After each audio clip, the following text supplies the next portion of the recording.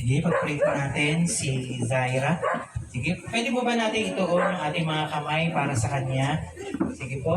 Heavenly Father, Lord God, tinataas namin si Zaira sa gabing ito, Panginoon, na nagse-celebrate ng kanyang 18 taon, Panginoon. Lord, thank you for your faithfulness sa buhay niya, Panginoon. Yes, Lord, na Lord. sinamahan mo siya mula pagkabata hanggang sa mga oras ito at sasamahan mo pa siya sa maraming taon Yes, na Lord. ibibigay mo sa kanya.